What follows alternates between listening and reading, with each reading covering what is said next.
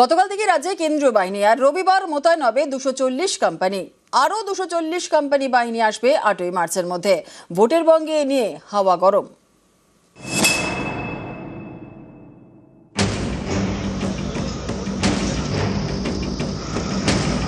SIR এর পর প্রথম ভোটার তালিকা প্রকাশ শনিবার, তার আগের দিনই রাজ্যে কেন্দ্রীয় বাহিনী।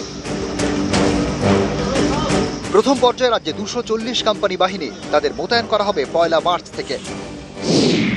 দ্বিতীয় পর্যায়ে আরো 240 কোম্পানি আসার কথা ছিল 10ই মার্চ, তার বদলে বাহিনী আসছে 8ই মার্চ। এই 240 কোম্পানি কেন্দ্রীয় বাহিনী কিভাবে মোতায়েন হবে তা চূড়ান্ত হবে 2-3 দিনের মধ্যে। এর জন্য রাজ্য পুলিশের সঙ্গে বৈঠকে বসবে মুখ্য নির্বাচনী আধিকারিকের দপ্তর। নির্বাচন কমিশন বুঝে গেছে যে পশ্চিমবঙ্গ পুলিশ দিয়ে নির্বাচন করা তো সম্ভব না।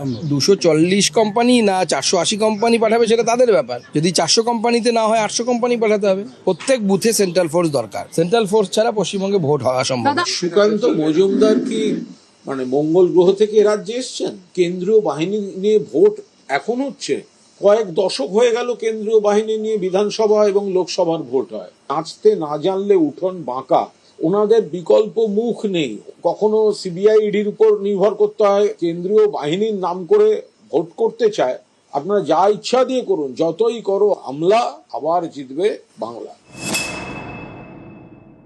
নির্বাচন কমিশনের উচিত এমনভাবে সেন্ট্রাল ফোর্সকে ব্যবহার করার ব্যবস্থা করা যাতে করে সেন্ট্রাল ফোর্স সত্যিকারের কাজে লাগে। যে সেন্ট্রাল ফোর্সকে নিয়ে রাজ্যের পুলিশ, এসপি, থানার আইসি তারা বরযাত্রীর মতো ঘুরিয়ে নিয়ে বেড়ায়। যেভাবে কাজ করার কথা সেভাবে কাজ করতে হবে। প্রয়োজনে নির্বাচন কমিশনের নতুন নিয়ম বা নতুন কিছু বাধ্যবাধকতা রাজ্য প্রশাসনের উপর চাপাতে হবে।